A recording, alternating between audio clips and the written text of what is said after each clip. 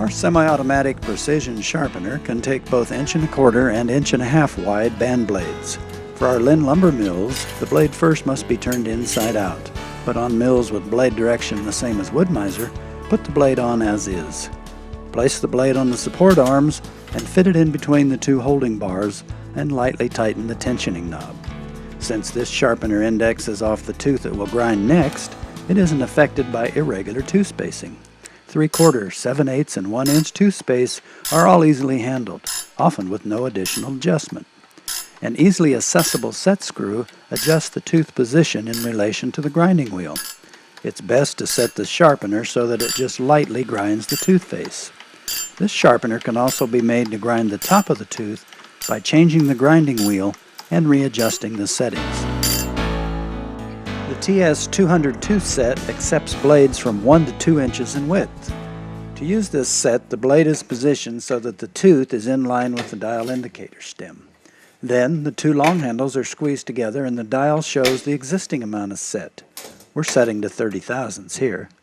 If more set is needed, a third handle is squeezed, increasing the amount of set. And since the band blade is actually made of spring steel, you need to take the tooth past the desired amount of set so that when you release the third handle, the tooth retains the correct amount. We're pushing the tooth to about 70 thousandths here, and when we relax the setter handle, the dial shows 30 thousandths. A little practice is all it takes to get the feel for it. Once you go around the blade doing every third tooth on one side, you turn the blade inside out and do the other side. Dull blades are hard on your mill and often result in wasted lumber. Our sharpener and setter can be key players in your blade maintenance package.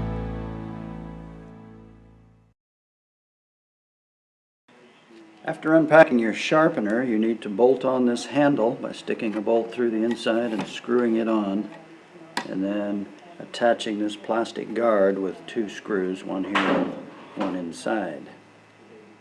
To set up the sharpener base, you need to bolt the 2 blade support arms on the back here. This mounting plate goes on as shown, and the blade holder goes on this way. It's normally flush with the front, flush with the edge. This is 1 inch in, and the measurement from here to where the blade goes should be 7 1/16 inches. These holes here and here are both oversized so that you can move this in and out to get this measurement. You also want to use a square to set this up and make sure this plate is square to the edge of the mounting plate, and that your blade holder is square also. To put the sharpener head on, you put the bolt through like this, and then mount this through these holes as shown. We need to put flat washers on the back and then the black knob, and this would normally go over to the indent, which gives you 10 degrees. The indent is at 10 degrees with the pointer. This normally matches up with the angle of the front of the bandsaw tooth. To match the face of the tooth to the grinding wheel, you advance the lever, bring it back, and then lower the grinding head.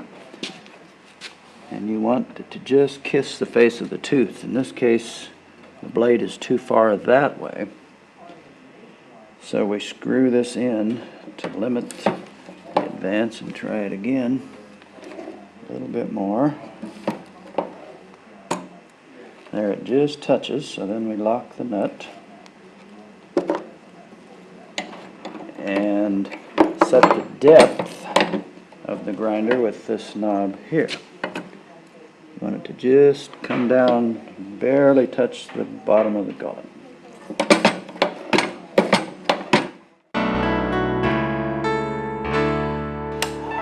To grind the top of the tooth, move the grinding head to straight up and change to the 1/4 inch wide grinding wheel.